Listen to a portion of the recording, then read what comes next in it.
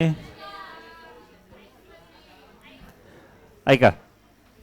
कालची रिॲक्शन सांगा एकदा मला डबल. कोणती रिॲक्शन होती?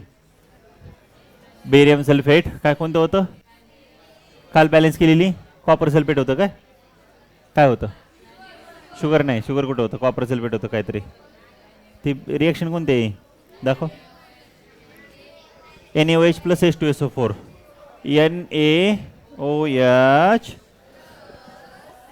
NaOH plus H2SO4. It gives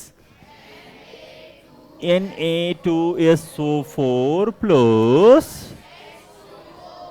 आपण पाहिले आहे अगोदरच्या लेक्चरमध्ये रायटिंग अ केमिकल इक्वेशनचे नियम. तू पुढे बसला होता की दामजी? इथं बसला होता ना तू? आता नाही, खाली बसला होता काय? अच्छा बरं, लक्ष द्या सगळ्यांचं. हाय, एखादी केमिकल रिॲक्शन लिहित असताना आपल्याला माहिती आहे रिॲक्टंट हा ॲरोच्या लेफ्ट हँड साईडला लिहायचा आणि प्रोडक्ट हा राईट हँड साईडला लिहायचा. आपण सांगितलं दोन किंवा दोनपेक्षा जास्त जर रिॲक्टंट असतील, महागारी आला तोंडाला साबण लावून. माहिती की नाही डायलॉग तुम्हाला? कुठला आहे? टॉयलेट म्हटलं यू चल इथं बस, ये बाळा ये. बघ जमलं तर वेळेवरती येत जा. हां, अभ्यास पण करत जा जमलं तर. बस दे रे दादाला. ऐका, लक्ष द्या. बसला बसला. हां, काळजीपोटी जरा लक्ष द्या. रिॲक्टंट हा लेफ्ट साईडला लिहायचा, प्रोडक्ट हा राईट साईडला. 6 गोष्टी बघितल्या आपण रायटिंग केमिकल इक्वेशनच्या वेळेस. आठवतंय का? आठवतंय का? पहिलं सांगितलं रिॲक्टंट हा LHSला लिहायचा असतो, प्रोडक्ट हा RHSला. मी सांगितलं दोन किंवा दोनपेक्षा जास्त रिॲक्टंट किंवा प्रोडक्ट असतील तर ते एकमेकाला लिंक कसे करायचे? Plus sine. 1 2 3 खाली बघायलेले हाय, माझं लक्ष हाय, प्लस साईन करायचं. त्यानंतर सांगितलं जो ॲरो असतो, ॲरोच्या वरती आपण ॲरोचं जे हेड असतं हे कुणाकडे असतं? प्रोडक्टकडे. आणि जे टेल असतं ते कुठे असतं? एखादी रिॲक्शन होत असताना जर त्याला हीट द्यावी लागत असेल तर ती हीटचा ट्रायंगल नावाचा सिम्बॉल हा कुठं काढणार? ॲरोवरती काढणार, बरोबर आहे. किंवा स्पेसिफिक टेम्परेचर मेन्शन करणार. आणि एखादी रिॲक्शन झाल्यानंतर हीट बाहेर पडत असेल तर ते कुठं लिहिणार? RHS मध्ये प्लस म्हणून हीट लिहिणार आपण, बरोबर आहे. त्यानंतर सांगितलं स्पेसिफिक प्रेशर, टेम्परेचर हे जे काय सांगायचं असेल हे कुठं लिहायचं? ॲरोच्या वरती किंवा खाली लिहायचं. किंवा एखादा जर कॅटलिस्ट आपण यूज करत असाल तर तो कुठे लिहिणार आपण? ॲरोच्या खाली किंवा वरती लिहिणार. त्यानंतर सांगितलं स्पेसिफिक स्टेट किंवा एखाद्या रिॲक्शनला मोर इन्फॉर्मेटिव्ह बनवायचं आहे. लक्ष आहे सगळ्यांचं? लक्ष आहे? एखाद्या रिॲक्शनला मोर इन्फॉर्मेटिव्ह बनवायचं आहे, म्हणजे ते सॉलिड आहे, लिक्विड आहे, गॅसेस आहे, तर आपण काय लिहितो त्याच्या खाली? सॉलिड असेल तर यस, लिक्विड असेल तर, गॅसेस असेल तर, किंवा अपवर्ड डायरेक्शनचा ॲरो, प्रेसिपिटेट असेल तर डाऊनवर्ड डायरेक्शनचा ॲरो, किंवा ॲक्वियस स्टेट. ॲक्वियस स्टेटमध्ये सांगितलं मी तुम्हाला वॉटर सोल्युबल असतं. कसं असतं? वॉटर सोल्युबल असेल तर ॲक्वियस लिहितो. हे सगळे रूल आपण बघितले. आणि आता रिॲक्शन एखादे बॅलन्स आहे का नाही हे कसं चेक करायचं बघितलं. आता वरची रिॲक्शन बॅलन्स आहे का नाही हे चेक करण्यासाठी तुम्ही इथं काय लिहिलं होतं? एलिमेंट लिहिले. त्यानंतर इथं लिहिलं number of atom in reactant. Reactant कुठं आहे रे? LHSला. इकडं लिहिलं तुम्ही number of atom in RHS. RHS कुठं आहे रे? प्रोडक्टला आहे. सॉरी, प्रोडक्ट कुठं आहे? RHSला आहे. गडबड हुआ है क्या? अच्छा ओके. मैं कोई ऐसा गीत गाऊं कि आरज़ू जगाऊं अगर तुम कहो. अरे येते की तुम्हाला पण? Product RHS. आता मला सांगा एलिमेंट कोणते कोणते आहेत? एलिमेंट आपण बघितलं. इथं एलिमेंट आहे माझ्याकडे आहे. सोडियम आहे, ऑक्सिजन आहे, हायड्रोजन आहे, सल्फर आहे. Number of atom in reactant of sodium is 1, oxygen is 1 आणि 4 5, हायड्रोजन हां 3, हां सल्फर राईट साईडला जावा. सोडियम, ऑक्सिजन आहे, हायड्रोजन, सल्फर. आपण सांगितलं स्टेप वाईज बॅलन्स करायचं आहे. पहिली स्टेप दिलेली रिॲक्शन आहे अशी लिहायची. लिहिली का? रिॲक्शन लिहिली, ही झाली पहिली स्टेप, स्टेप नंबर 1. दुसरी स्टेप काय, आपण सांगितलं एखादी रिॲक्शन बॅलन्स आहे का नाही तर ते दाखवायचं. तडमी हलवते आलेली आहे का, प्रेझेंटी लावलेली आहे का ताई, गुड. प्रेझेंटी लावायचं बरं का, पालक काळजीत असतात जरा, रस्त्याचं कामं वगैरे चालू आहे तिकडे नेहमी. तर आपण सेकंड स्टेप बघतो रिॲक्शन बॅलन्स आहे का नाही. बॅलन्स कधी म्हणणार, जेव्हा number of atom in reactant is equal to number of atom in product असतील तर बॅलन्स आहे. बघा बरं सोडियम बॅलन्स आहे का, सोडियम बॅलन्स आहे का. बॅलन्स कधी म्हणणार, जेवढं LHSला तेवढा RHSला, LHSला एकच RHSला 2 आहे, बॅलन्स नाही. ऑक्सिजन हाय, हायड्रोजन, सल्फर, पण एक जण जरी नसलं तरी रिॲक्शन बॅलन्स नाही. इथपर्यंत कळते सगळ्यांना. मग आपण सांगितलं सगळ्यात मोठा कंपाऊंड चॉईस करायचा अगोदर, आधी जायचं बघायचं सगळ्यात मोठं कोण आहे. आता कधी कधी एक मोठं सापडतं, कधी कधी 2 मोठे सापडतात. काय कंपाऊंड, या इकडं. सध्या तर मीच आहे वर्गात सगळ्यात मोठा, अरे मीच आहे ना सगळ्यात मोठा, तब्येतीनं पण हाईटनं पण. हाईटला असतील माझ्यापेक्षा कोण, आहेत का नाही असतील, जाऊ द्या, मीच आहे सध्या तर असा. हां, इथं मी बघितलं तर हा जो H2SO4 ह्याच्याकडे 7 आहे, ह्याच्याकडे पण 7 होते. मग मी म्हटलं कुणाला बॅलन्स करू, कुणाला बॅलन्स करू, कुणाला बॅलन्स करू. मग माझ्या लक्षात आलं इथं सोडियम अनबॅलन्स आहे, हायड्रोजन अनबॅलन्स आहे. पण ह्याला जर बॅलन्स करायचं तर ह्याला मला 2 न मल्टिप्लाय करावं लागेल. आपल्याला सांगितलं आपण मॉलिक्युलर फॉर्म्युला चेंज करू शकत नाही. इथं 2 न मल्टिप्लाय केलं तर 4 येतं, इथं 3 राहतं. त्यामुळे हे सोपं आहे का, पहिलं नाही. मग सोपं कुठलं, इथलं. याला 2 न मल्टिप्लाय केलं तर इथं पण 2 येतं आणि इथं पण 2 येतं. म्हणून मी काय केलं, सोडियमला बॅलन्स करायचं ठरवलं. कुणाला बॅलन्स करायचं ठरवलं, मग मी गेलो मी म्हणलं की आता मी काय करणार, आता सोडियमला बॅलन्स करणार. मग मी घेतलं फॉर सोडियम, इथं लिहिलं एलिमेंट, एलिमेंटचे जे नंबर ऑफ ॲटम आहे तर, किंवा इथं लिहिलं मी ॲटम सोडियम, फॉर सोडियम, सोडियमला बॅलन्स करतोय. इकडे लिहिलं number of atom in same मगासारखं LHS वगैरे लिहिलं आपण. LHS मध्ये कुठं होता रे सोडियम, NaOH मध्ये होता, बरोबर. इकडं कुठं होता RHS मध्ये नंबर ऑफ ॲटम, Na2SO4 मध्ये होता. हे सगळं तुम्हाला लिहायचं आहे. हे सगळं तुम्ही लिहिलं. इथं लिहिलं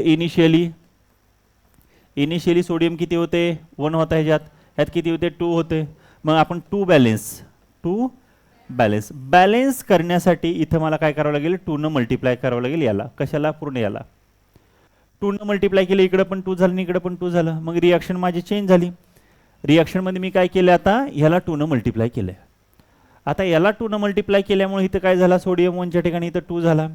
पण ऑक्सिजन काय झाला, 5च्या ऐवजी इथं काय झाला, 6 झाला. काय झाला, 6 झाला. हायड्रोजन पण इथे किती झाला, 3च्या ऐवजी इथं 6 झाला.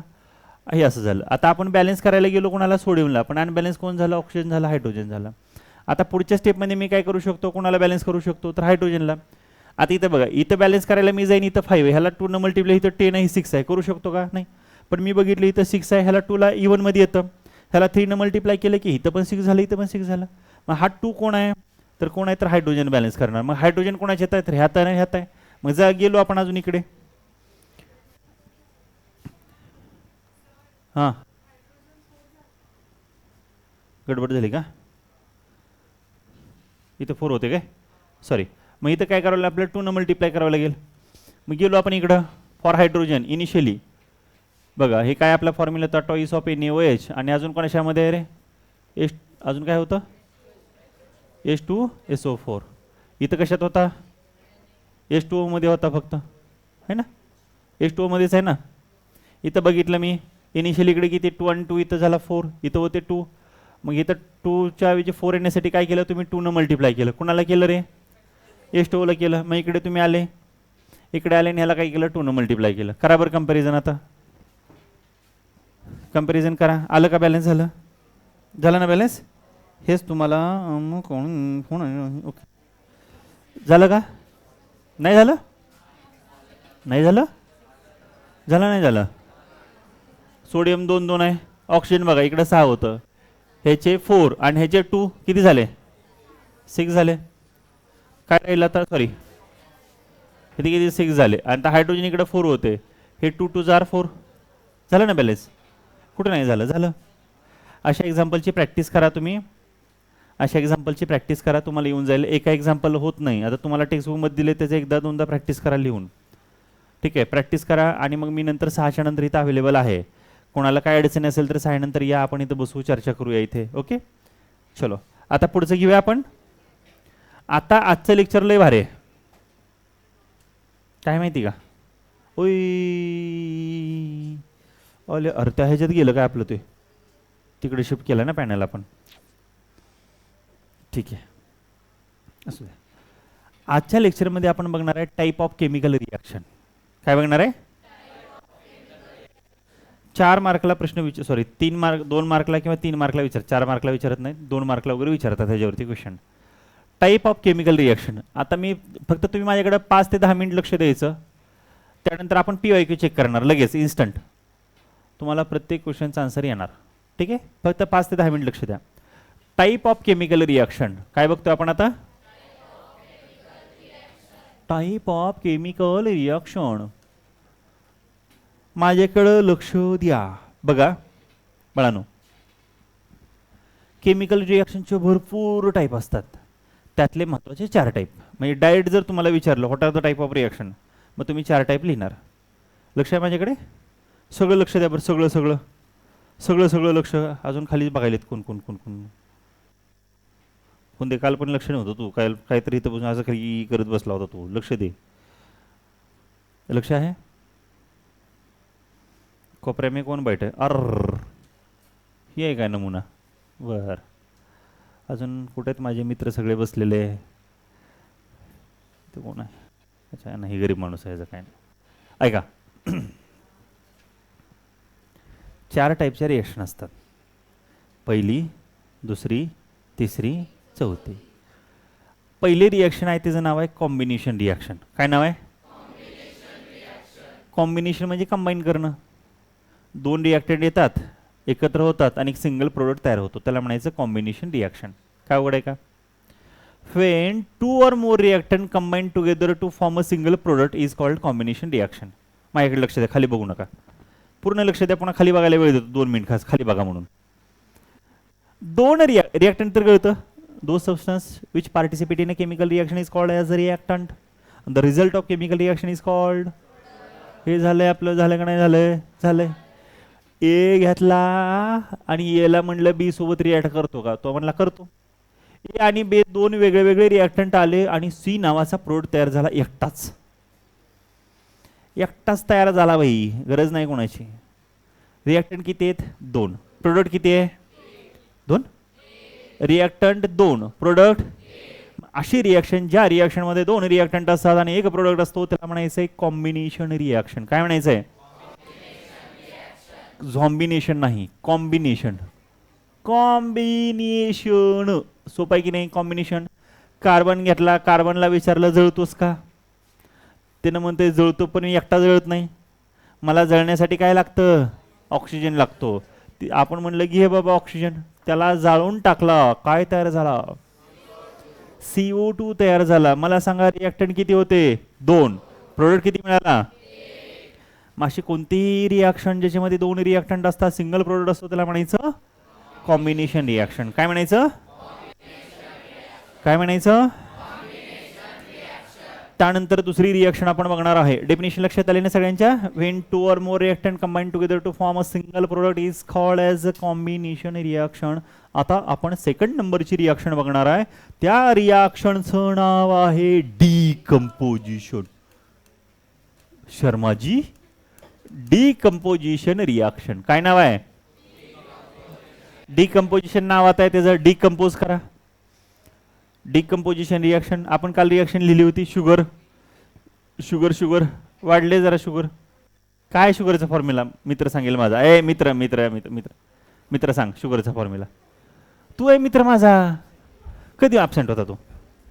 काल ॲबसेंट होता? अच्छा, तिथे परवाचा कार्यक्रम, परवा होता काय ते तिकडं? अच्छा, कोण सांगतंय? हां सांग.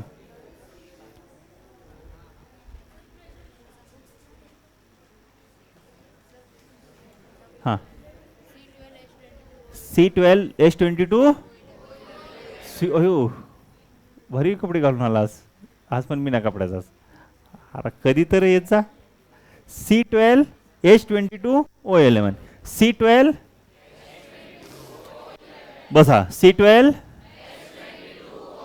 एक सोपा प्रश्न विचारणार, सोपा सोपा सोपा सोपा, कोण उत्तर देणार? हां ताई. C12H22O11 हे कोणाचा फॉर्म्युला आहे? शुगरचा फॉर्म्युला. कोणाचा फॉर्म्युला आहे? अजून सोपा प्रश्न विचारणार त्याच्यापेक्षा, तू उत्तर देणार. शुगरचा फॉर्म्युला काय?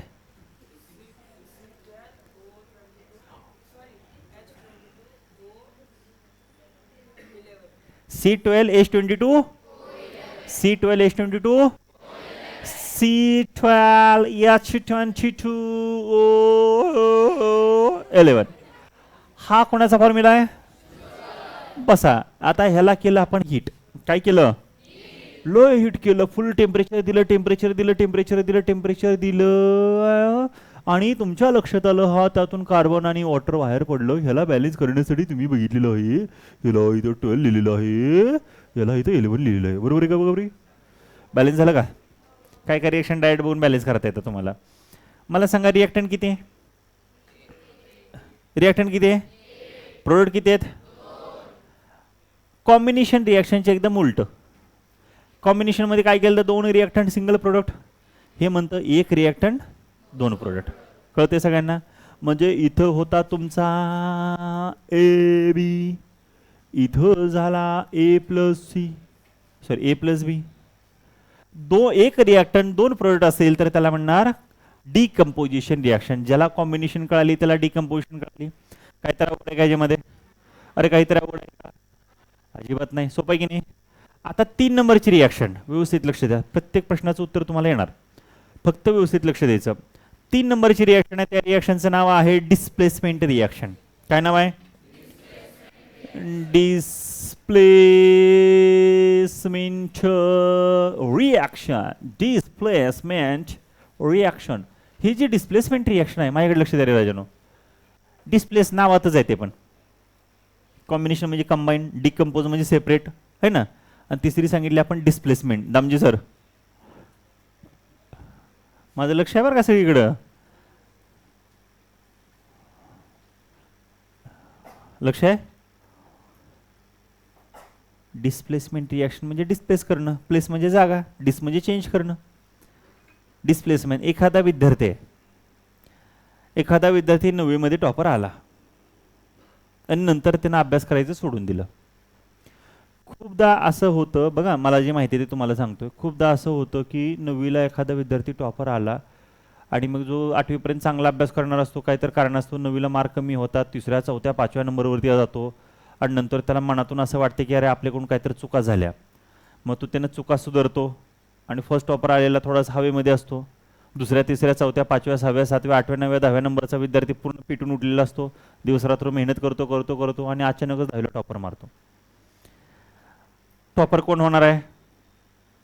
जो अभ्यास करणार तो. मी तुम्ही नाही. जो स्टडी करणार तर तो पुढे जाणार.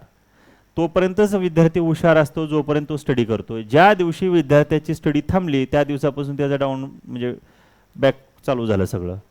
त्यामुळं तुम्ही तोपर्यंतच अभ्यासू, म्हणजे जोपर्यंत अभ्यासू तोपर्यंतच हुशार. कळते सगळ्यांना?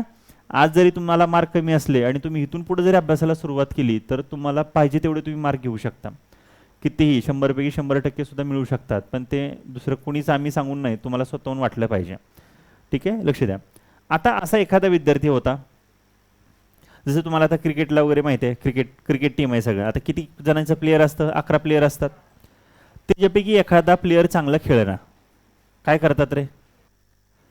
दुसरा जागा घेतात त्याचा. म्हणजे सपोज एखादा शुभमन, आता तो शुभमन गिल वगैरे आहे ना, आहे का नाही शुभमन गिल? आता शुभमन आता आहे का चालू? त्याचं चालू झालं व्यवस्थित खेळायला. हा शुभमन गिल. आणि शुभमन गिलच्या ठिकाणी तुमच्यापैकी एक जण उठला म्हणला सर मला शुभमन गिलच्या ठिकाणी घ्या.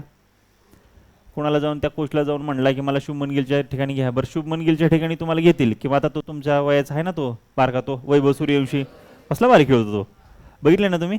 आता तुम्ही म्हणलात वैभव सूर्यवंशीला सर काढून टाका त्या ठिकाणी मला घ्या. बरं तुम्हाला घेतील, पण तुम्हाला काय करावं लागेल? त्याच्यापेक्षा जास्त रन करावे लागतील, त्याच्यापेक्षा जास्त रिॲक्टिव्ह तुम्हाला व्हावं लागेल. म्हणजे रिप्लेस कोण करतो? जर त्याच्यापेक्षा चांगला असेल तर, रिॲक्टिव्ह असेल तर. आता जसं कालच्या रिॲक्शनमध्ये आपण बघितलं होतं बाळांनो, कॉपर सल्फेट कोणत्या कलरचं होतं? Blue colour. अरे आठवत झालंय आपले. कॉपर सल्फेटची रिॲक्शन घेतली झिंक डस्ट सोबत. आता झिंकची रिॲक्टिव्हिटी ही कॉपरपेक्षा जास्त आहे. मग हा कॉपर झिंक काय करतो? कॉपरला रिप्लेस करतो, डिस्प्लेस करतो आणि त्याची जागा घेतो. काय तयार झालं मग इथं? Zinc sulphate plus copper. मग हे म्हणतं when highly reactive element replace low reactive element. मागचं डिस्टर्ब करते का रे ते? काय पाय वगैरे मारायले काय? काल टपल्या मारायला होतं, बघितले मी तुला काल परवा का काहीतरी. तूच केलता ना कार्यक्रम असा करून, तू बघितलं तर मी तुला बघितलंय तर. Copper sulphate plus zinc. आता झिंकची रिॲक्टिव्हिटी ही कॉपरपेक्षा, झिंकची रिॲक्टिव्हिटी कॉपरपेक्षा, म्हणजे हायली रिॲक्टिव्ह एलिमेंट काय करणार, लो रिॲक्टिव्ह एलिमेंटला रिप्लेस करणार, डिस्प्लेस करणार, आणि ती जी रिॲक्शन झाल्यानंतर जो रिझल्ट मिळतो त्यालाच म्हणायचं त्या रिॲक्शनला डिस्प्लेसमेंट रिॲक्शन. सोपं आहे की नाही? When highly reactive element replace low reactive element. When highly reactive element replace low reactive element is called displacement reaction. काय म्हणायचं आहे? Displacement reaction. सोपं आहे की नाही? अरे सोपं आहे की नाही? सोपं आहे. Displacement reaction. मग आता ज्याची रिॲक्टिव्हिटी जास्त असते तो कमी रिॲक्टिव्हवाल्याला काय करतो, रिप्लेस करतो. जो जास्त अभ्यास करतो तो कमी अभ्यास करणाऱ्याला रिप्लेस करून टाकतो.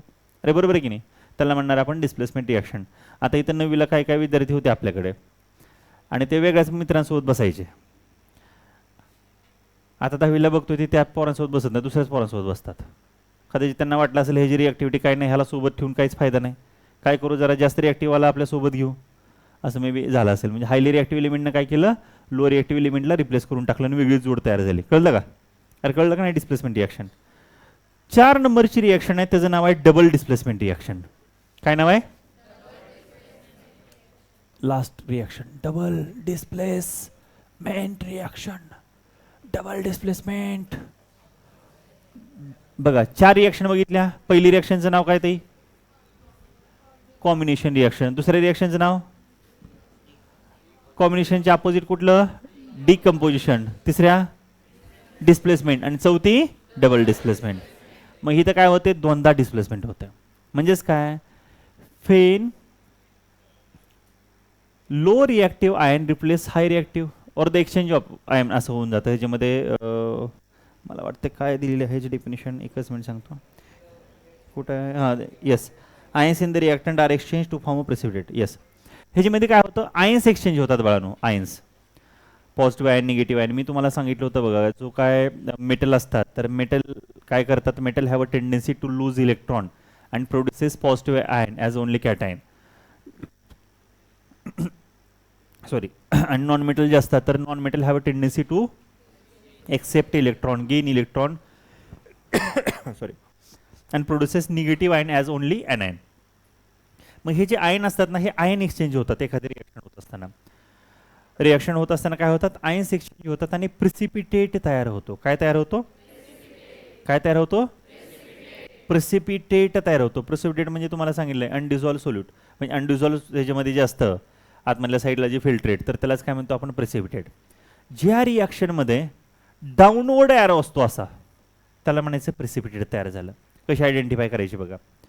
डबल डिस्प्लेसमेंट रिॲक्शन झाली आहे आणि डबल डिस्प्लेसमेंट रिॲक्शन झाल्यानंतर तुम्हाला असा एक ॲरो दिसतो एखाद्या प्रोडक्टमध्ये, त्याला म्हणणार आपण डबल डिस्प्लेसमेंट रिॲक्शन झाले. कशी आयडेंटिफाय करायचं कळालं? एखादी रिॲक्शन सांगा बरं त्यात, देवर इकडं. डबल डिस्प्लेसमेंट रिॲक्शन,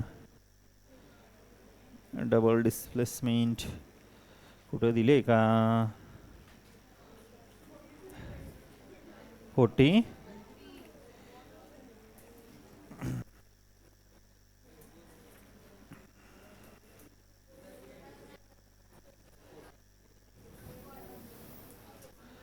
ते रेडॉक्स मध्ये येतं, ते जरा ते वेगळं आहे. हे बघा एक रिॲक्शन आहे इथे, इथे लक्ष द्या. सिल्वर घेतला, ह्या सिल्वरची हायड्रोजन क्लोरीन सोबत रिॲक्शन घेतली हायड्रोक्लोरिक ॲसिड सोबत, तर सिल्वर क्लोराईड तयार झाला आणि प्लस H2. इथं काय झालं? आयन्स एक्सचेंज झालेत. लक्ष द्या इकडे. ह्या रिॲक्शनमध्ये इथं असा डाऊनवर्ड ॲरो आहे. तुम्ही काहीच नाही बघायचं कोबडेताई, काहीच बघायचं नाही बघा इकडे तिकडं, फक्त बघायचं डाऊनवर्ड ॲरो दिसतोय का, आणि डाऊनवर्ड ॲरो दिसला रे दिसला, त्याचं नाव चिपकावून टाकायचं डबल डिस्प्लेसमेंट रिॲक्शन. चला कसं आयडेंटिफाय करायचं बघा. पहिलं 2 reactant single product, 2 reactant single product. कोणती रिॲक्शन? कॉम्बिनेशन. चला 2 reactant single product, 2 reactant single product, combination reaction. 1 reactant 2 product, decomposition reaction. When highly reactive element replace low reactive element, आणि when ions exchange to form of precipitate, म्हणजे downward arrow दिसला त्याला काय म्हणणार, सोपं आहे की नाही. आता तुम्ही जे छान विद्यार्थी आहेत, पेज नंबर 46 काढा. पेज नंबर 46 काढा. काढलं का? पेज नंबर 46 तुम्ही काढलेला आहे. नाही, ह्या टाईप ऑफ रिॲक्शन तुम्हाला विचारल्या का? नाही विचारलं. हां यस विचारलेलं आहे. 9 नंबरचा क्वेश्चन आहे. Match the column in the following table. आहे का? 9 नंबरचा क्वेश्चन आहे का? Barium chloride plus zinc sulphate, barium chloride BaCl2 aqueous plus zinc sulphate aqueous. आता मला सांगा ह्यातलं कुठलं येणार आहे? कळलं राईट साईडचं? बेरियम सल्फेट येणार का? बेरियम सल्फेट येणार का? हा डाउनवर्ड ॲरो इथं प्लस झिंक सल्फेट. आता माझ्याकडे लक्ष द्या सगळेजण. मी तुम्हाला शिकवलेलं आहे की ज्या रिॲक्शनमध्ये डाउनवर्ड ॲरो दिसेल तिथं कंपल्सरी काय लिहिणार? काय अवघड आहे का? सोपं आहे ना. आता बघा, आता जे रिॲक्टंटमध्ये एलिमेंट आहे ते प्रोडक्टमध्ये आले पाहिजे एवढं तर बुद्धी चालते सगळ्यांची. मग ते तर तुम्हाला आयडेंटिफाय करता येतं. चला दुसरं जावा. सिंगल रिॲक्टंट आहे का बघा बरं? सिंगल रिॲक्टंट आहे ट्वाइस ऑफ AgCl. काय येणार आहे रे AgClचं? Twice of Ag plus Cl2 असा आलाय. मला सांगा ह्याच्यामध्ये ह्यामध्ये काय तर विचार करायची गरज आहे का रे? सिंगल रिॲक्टंट 2 प्रोडक्ट, काय म्हणणार ह्याला?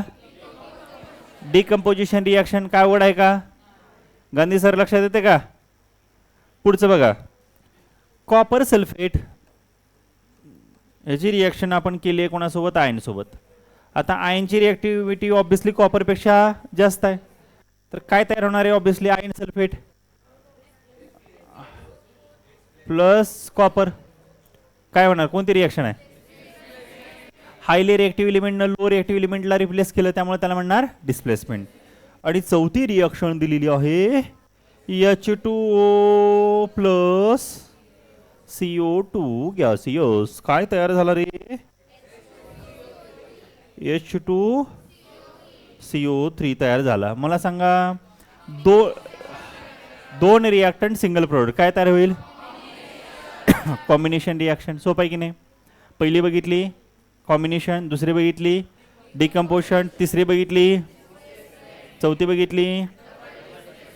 आता माझ्याकडे लक्ष द्या. आता टेक्स्टबुक बंद करा. अजून 2 मिनिटांनी ओपन करायचं आपल्याला. व्यवस्थित लक्ष द्या. थँक्यू. बघा, मी तुम्हाला सांगितलं काही रिॲक्शन होण्यासाठी हीटची गरज लागते आणि काही रिॲक्शन झाल्यानंतर हीट बाहेर पडते. काही रिॲक्शन झाल्यानंतर हीट बाहेर पडते आणि काही रिॲक्शन होण्यासाठी हीट लागते. बरोबर आहे.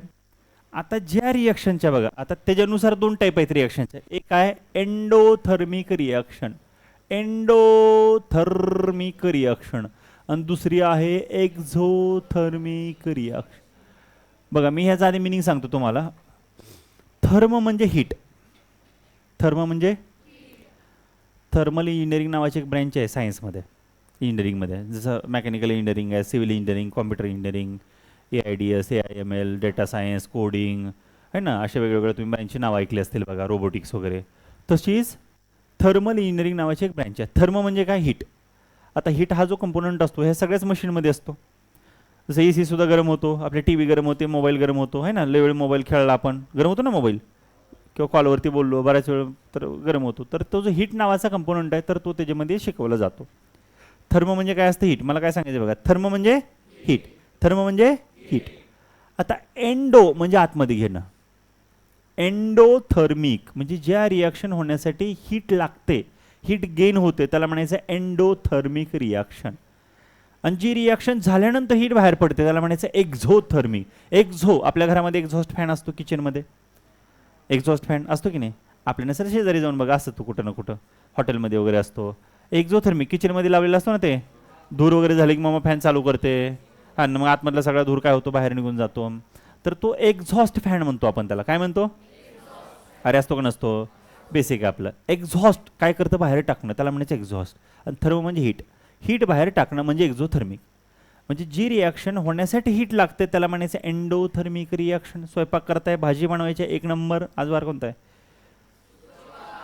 हां आज मग मेथीची भाजी बनवू संध्याकाळी आपण आता भाजी बनवायची काय लागतं हीट लागते अरे लागते की नाही लागते मग त्याला कोणती रिॲक्शन म्हणणार एंडोथर्मिक रिॲक्शन अरे बरोबर आहे की नाही बरोबर एंडोथर्मिक आणि रिॲक्शन झालं आता डायजेशन केलं भाजी खाल्ली मस्त आतमध्ये गेली आधी बॉडीज टेम्परेचर बघितलं कमी होतं पण नंतर नुसतं आतमध्ये गेलं की सगळं हायड्रोक्लोरिक ॲसिड वगैरे काय काय सरांनी शिकवलं असेल एस टूमध्ये तुम्हाला डायजेशन विजेशन सगळं फुल हीट मग बाहेर पडते हीट मग त्याला म्हणणार एक्झोथर्मिक रिॲक्शन आता बघा आता तुम्हाला 2 मार्कला प्रश्न विचारतात एंडोथर्मिक आणि एक्झोथर्मिक मी तुम्हाला असली भारी ट्रिक सांगणार की तुम्ही एका सेकंदात उत्तर देणार फक्त कोणाला सांगू नका मी सांगितले म्हणून एखादी रिॲक्शन होते इथं ॲरो आहे बघा लक्ष द्या माझ्याकडे लक्ष द्या लय सोपा आहे तुम्ही म्हणणार अरे लय भारी बसले सर एखादी रिॲक्शन होत असताना जर ॲरोवरती डेल्टा सिम्बॉल लिहिला असेल तर त्याला म्हणायचं एंडोथर्मिक रिॲक्शन तुम्हाला फक्त आयडेंटिफाय करायला विचारतात आणि एखादी रिॲक्शन झाली आणि रिॲक्शन झाल्यानंतर प्लस म्हणून हीट लिहिलं असेल तर त्याला म्हणायचं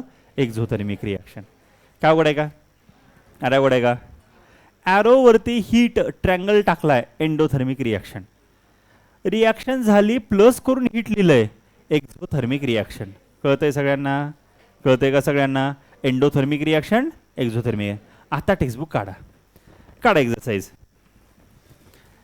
दे रे बुक जरा एक मिनिट कुठलं पण दे आता मला सांगा पेज नंबर 46 वरती जावं आणि क्वेश्चन नंबर 8 पहा काय आहे रे question number 8 identify the endothermic and exothermic reaction अरे हाय का नाही मला सांगा ए नावाची रिॲक्शन कोणती आहे अरे वाचा तरी का वाचायची गरज नाही बी नंबरची कोणती रिॲक्शन आहे सी कोणती आहे डी कोणती आहे 2 मार्कला प्रश्न विचारतात काय अवघड आहे का नाही सर माझ्या बेसिक कन्सेप्ट क्लिअर नाहीत अरे आहे का असं सर माझ्या बेसिक कन्सेप्ट क्लिअर नसल्यामुळे मला ह्याचा आन्सर देता येणार नाही माझं सेमी इंग्लिश आहे काय असेल त्याचं काही घेणं नाही का किती सोपं आहे कळते सगळ्यांना कसं आयडेंटिफाय करता तुम्ही एंडोथर्मिक ॲरोवरती ट्रँगल हीट आहे आणि एक्झोथर्मिक कसं आयडेंटिफाय करता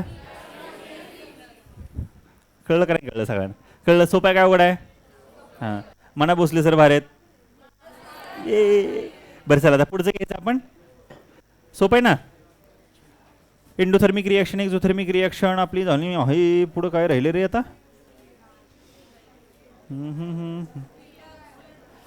हां हे एक असलं विचारतात ऐका हे तुम्हाला क्वेश्चन ऑलरेडी विचारलेले आहेत ते क्वेश्चन मी तुम्हाला देतो ना बाबांनो ना बिचारे म्हणचाल तुम्ही सरांनी शिकवलंच नाही आम्हाला ह्या सगळ्या चारी डेफिनेशन लर्न करायचेच आहेत आपल्याला बघा राजानो ही तर रिॲक्शन लिहिली होती आपण हे बघा हा प्रश्न तुम्हाला विचारला लक्ष द्या रे लक्ष देत आहे का हे देत नाहीत तुम्हाला डॅश डॅश डॅश डॅश देतात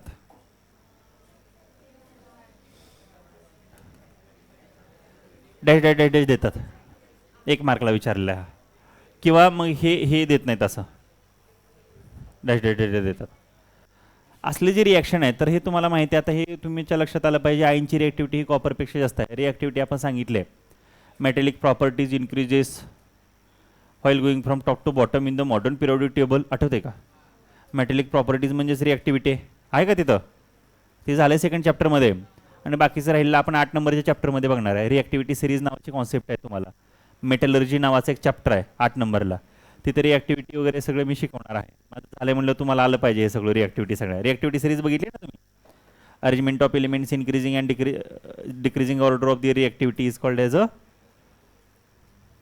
रिॲक्टिव्हिटी सिरीज हे आहे तुम्हाला ते मी तुम्हाला शिकवेन आता पुढचं आहे बघा एंडोथर्मिक एक्झोथर्मिक काय सांगायची गरज नाही असं मला तरी वाटतंय पण डेफिनेशन लर्न करायचे आहेत आपल्याला त्याच्या पुढचं आहे बघा किती वेळ आपल्याकडे यस छान वेळ आहे ऐका हो गया क्या बंदी है हां 440 ऐका रे बाळांनो, आता आहे ना एखादी रिॲक्शन आपल्याला व्हायची आहे. माझ्याकडे लक्ष द्या, हा 3 मार्काचा प्रश्न आहे. लय सोपा करून सांगतो मी तुम्हाला. तुम्ही जेव्हा बोर्डाचे क्वेश्चन चेक कराल तेव्हा लक्षात येईल, अरे भोसले सरांनी आपल्याला किती छान शिकवलं आहे.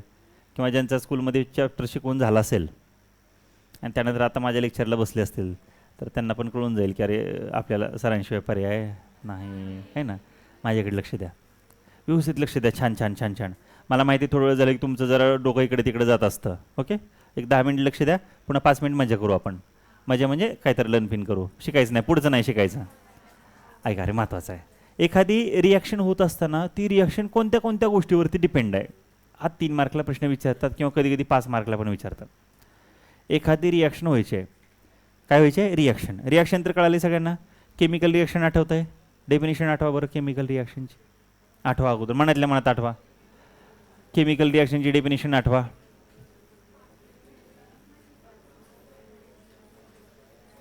केमिकल रिॲक्शनची डेफिनेशन आठवा. आठवली का? आठवली का केमिकल रिॲक्शनची डेफिनेशन? नाही आठवली? चला म्हणता, चलो 1 2 3 स्टार्ट.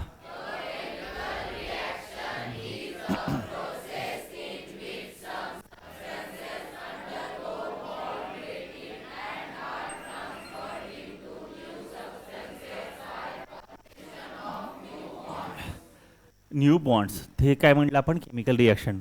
अजून एकदा, केमिकल रिॲक्शन स्टार्ट.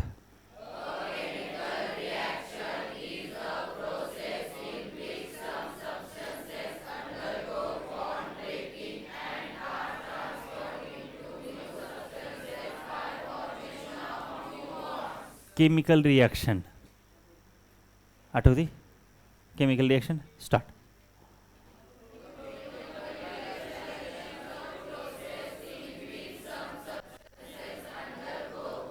अरे अच्छा, किती सांगितलं? हां,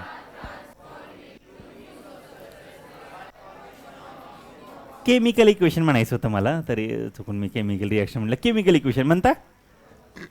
म्हणता नाही म्हणता, म्हणता ना. चलो 1 2 3 start.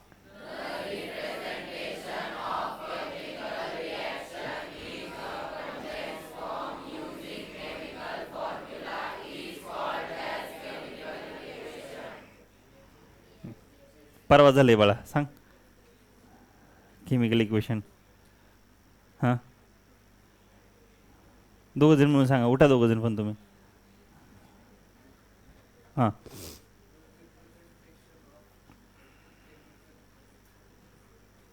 Representation of chemical reaction. हां, इन द केमिकल फॉर्म्युला. हां,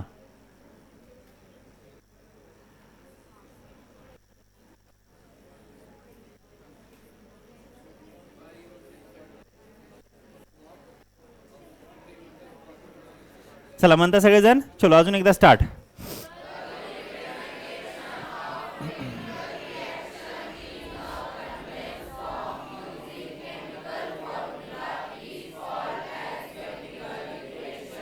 chemical equation.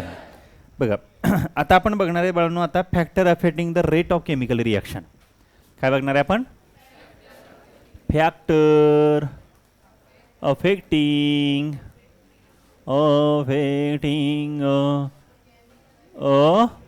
Rate of chemical reaction. Chemical reaction. वेळ किती राहिला आहे? 40 का 45 मिनिट? 46. आपल्याला शेवटी डेफिनेशन लर्न करायचे आहेत. बरं 2-4 मिनिटामध्ये सांगतो, बसा लक्ष द्या. ऐका, पहिले तर असतं nature of the reactant. Reactant सगळ्याला माहिती आहे. पहिला इफेक्ट आहे, फॅक्टर आहे nature of reactant. Nature of reactant म्हणजे काय रे? तर त्याची रिॲक्टिव्हिटी. त्याची काय रिॲक्टिव्हिटी? एखादा हायली रिॲक्टिव्ह एलिमेंट घेतला आणि लो रिॲक्टिव्ह एलिमेंट घेतला तर कोण लगेच रिॲक्ट करेल? आता एखादा विद्यार्थी असतो व्यवस्थित रिस्पॉन्स करणारा आणि एखादा विद्यार्थी असा असतो कितीही जोक झाला, पोरं बाकीचे पुढं पुढं लुळलुळ हसतात तरी पण असंच बघतोय.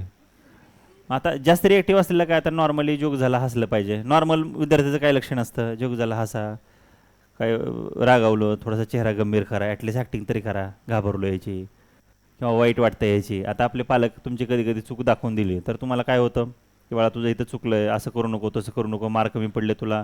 मग तुमचे पालक तुम्हाला रागावले तर वाईट वाटतं ना, का त्यांचा राग येतो? त्यांचाच राग येतो.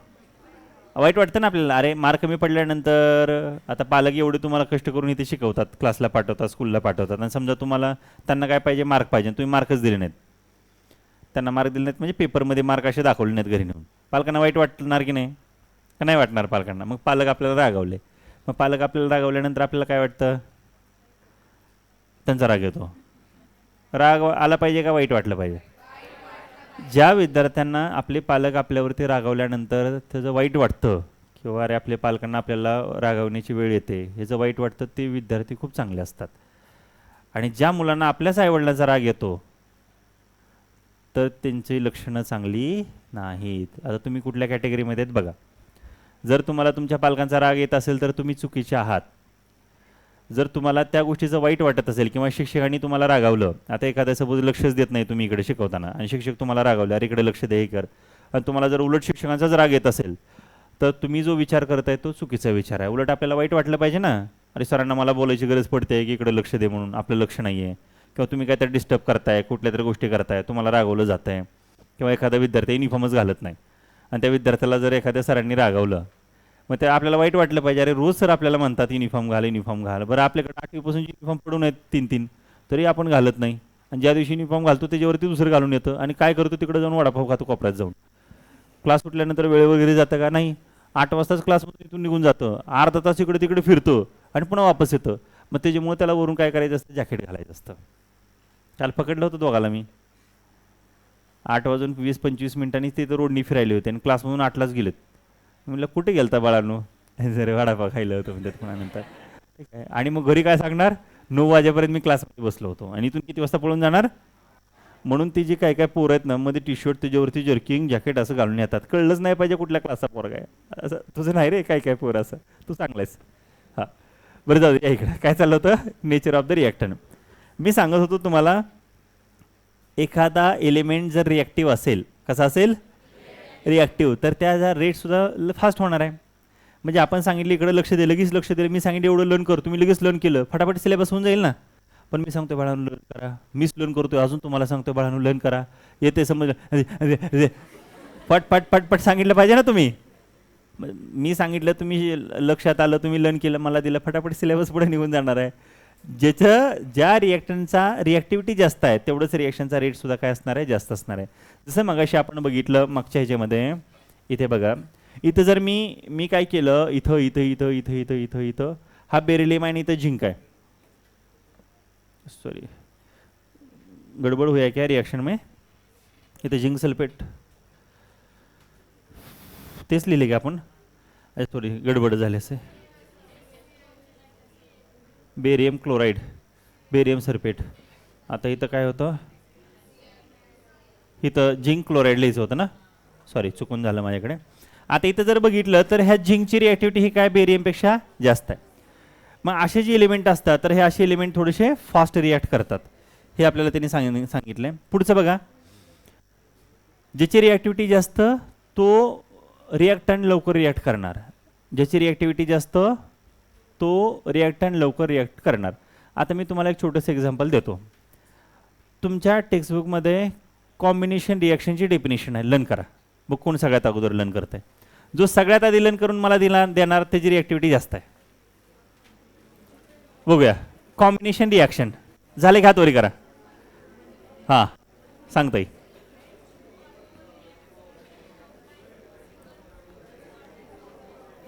Combine together to form a single product is called combination reaction. वा ताई साईड टाळ्या वाजवा जरा, हळूहळू, शेजारी डिस्टर्ब नाही झालं पाहिजे. छान, अरे हळूहळू म्हणलं फाय. बरं चला, बॉईजमधून कोण सांगताय? हां